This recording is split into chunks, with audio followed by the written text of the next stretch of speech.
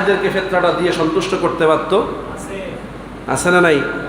আপনি তো ফেতরার হিসাব করেন শুধু 115 টাকা, এটা আমার মতো গরিবের জন্য, যার অতিরিক্ত সম্পদ নাই, যার জাকাত ওয়াজিব হয় না, এইরকম লোকেরা 115 টাকা দিবে। কথা বুঝতেছেন? কিন্তু যার জাকাত ওয়াজিব হয়ে গেছে, যার মালে নেশাব আছে, সে তো 115 টাকা দিলে ফেতরা আদায় হবে না, তাকে দিতে হবে 2970 টাকা দিতে হবে, প্রায় 3000 টাকা তার জন্য ফেতরা। সুবহানাল্লাহ বলবেন না?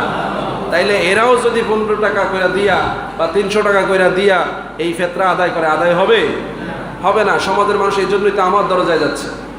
তাইলে সমাজের ওই সকল বড় লোকটা কিন্তু জিম্মাদার, যে সাধারণ মানুষের বাড়িতে কেন ফেতরাওয়ালারা গেল, তারা তো তোমার বাড়ি থেকে পাইয়ে সন্তুষ্ট থাকার কথা ছিল। কি বলে ঠিক না? আমরা কিছু মানুষের খুঁজে খুঁজে দিতাম, আমাদের আশেপাশে যারা ছিল অভাবে আমরা তাদেরকে দিতাম। কি বলেন ঠিক না? আপনারা হাইছেন না, আমার কথাটা এই জন্য বলছি যে আমি আমার ঘরে, আমি সহ আমার বাচ্চারা সহ 4 জন, আমার ফেতরা হলো 460 টাকা। কত? আমি এই মাসে প্রায় 10,000 টাকা দিয়েছি, তারপরেও লোকজনের কাছে বলতে পারি না যে আমার দেওয়া শেষ।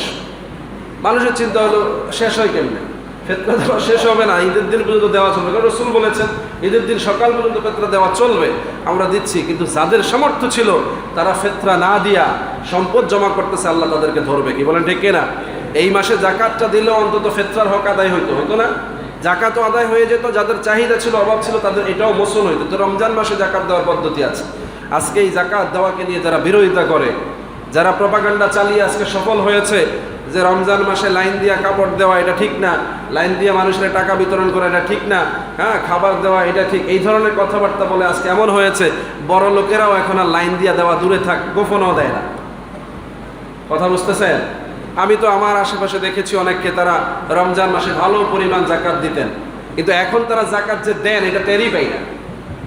তাহলে বোঝা গেল ওই যে সামাজিকভাবে দেওয়ার রীতিটার বিরোধিতা করার কারণে আজকে গোপনে উনি দিচ্ছে কিনা এটা আমরা জানি না। কি বলেন ঠিক না? এই জন্য কিছু কিছু ইবাদত আছে প্রদর্শনী করলে কোনো দোষ নাই, কিছু কিছু আমল আছে লোকে দেখলে কোনো অসুবিধা নাই। আপনি যদি পারেন সে দেখেই দেন, তারপরে দেওয়া বন্ধ করা যাবে না, কারণ এটা আল্লাহর পক্ষ থেকে ইনসাফ বলেছে। বাবা একটু জায়গা দেন, হুজুরে আসতেছে।